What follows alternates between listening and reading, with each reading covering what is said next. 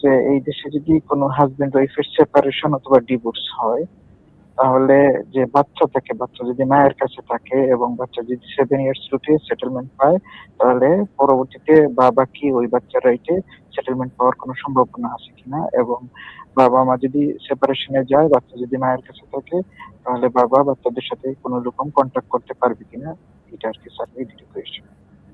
ধন্যবাদ। প্রিয় দর্শক, দুটি বিষয়।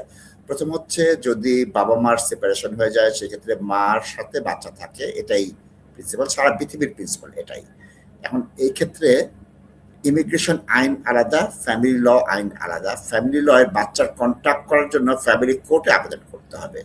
বায়োলজিক্যাল ফাদারের ইনহারেন্ট রাইট হচ্ছে বাচ্চার সাথে দেখবে, এটাই স্বাভাবিক, এবং সেখানে ডিরেক্ট বা ইনডিরেক্ট কন্ট্যাক্ট পাওয়া যায়, তখন ইমিগ্রেশনের ক্ষেত্রে বাবা আবেদন করতে পারবে। এক। 2 নম্বর হচ্ছে 7 ইয়ার্স আবেদনের ক্ষেত্রে মা যদি বাবাকে তৎক্ষণাৎ না জানায়, কোঅপারেট না করেন, বাবার জন্য অসুবিধা হবে। কারণ কি, 7 ইয়ার্সের একসাথে আবেদন করতে হয়। মা যেই আবেদন করছেন সেই আবেদনে যদি বাবা অংশ না হন, তখন কিন্তু তার অধিকারটা ক্ষুণ্ণ হয়ে যাচ্ছে। এখন দেখা যাচ্ছে তার অধিকার আছে কিন্তু মা সেটা এক্সারসাইজ করতে দিচ্ছেন না। আমি বলবো তখন আবেদন করা যায়।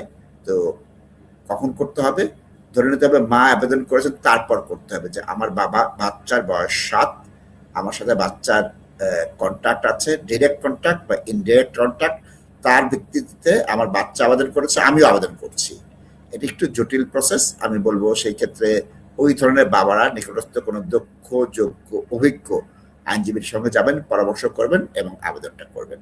ধন্যবাদ আপনাকে। ধন্যবাদ।